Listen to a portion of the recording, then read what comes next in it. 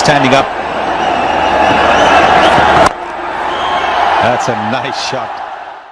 தொலைக்காட்சி நிறைய வகையில் நம்ம எல்லாருக்குமே பயன்படக்கூடிய ஒரு அறிவியல் கண்டுபிடிப்பு. அந்த தொலைக்காட்சி செயல்பாட்டில் பயன்படக்கூடிய முக்கியமான ஒன்று எதிர்மின்வாய் கதிர். ஆங்கிலத்தில் கேத்தோடு ரேஸ் அப்படின்னு சொல்லுவோம். நாம் பார்க்கக்கூடிய பிம்பத்தை தொலைக்காட்சி பெட்டியோட திரைகளில் உருவாக்கக்கூடியது இந்த எதிர்மின்வாய் கதிர்கள் தான்.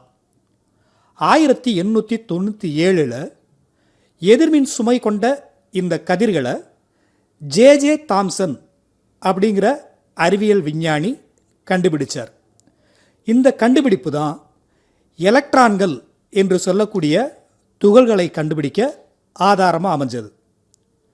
நாம் அங்கே பார்க்குற மாதிரி கண்ணாடியால் ஆன ஒரு மின்னிறக்க குழாய், அதற்கு உள்ள மிக குறைவான, அதாவது 0.01 மில்லிமீட்டர் பாதரச அழுத்தம் உருவாக்கி அந்த தகடுகளுக்கு இடையில் 10,000 வோல்ட் உயர் மின்னழுத்தம் கொடுத்தா எதிர்மின்வாயிலிருந்து ஒளிரும் தன்மையுடைய ஒரு கதிர் உருவாகிறத பார்க்குறோம்.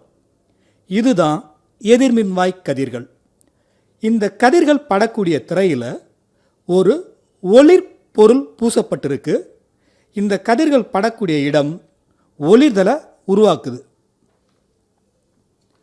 எதிர்மின்வாய் கதிர்கள் செல்லக்கூடிய பாதையில் ஒரு லாட வடிவ காந்தம் வச்சு ஒரு காந்த புலத்தை உருவாக்கினா எதிர்மின் கதிரோட பாதை விலகல் அடையுது.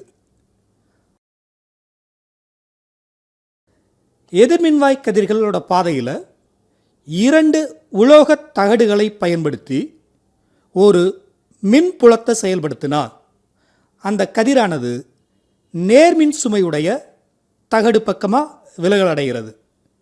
இதிலிருந்து இந்த கதிர்களுக்கு மின் சுமை இருக்குன்னு தெரிஞ்சுக்கலாம். எதிர்மின்வாய் கதிர்களோட பாதையில் ஒரு சிறிய பொருளை வச்சா அந்த பொருளோட நிழல் திரையில் உருவாகிறத பார்க்கலாம்.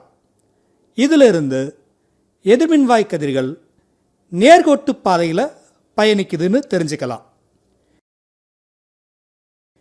எதிர்மின்வாய் கதிர்களோட பாதையில் எடை குறைவான ஒரு சக்கரத்தை வச்சா அந்த சக்கரம் சுழல்கிறத நம்ம பார்க்கிறோம்.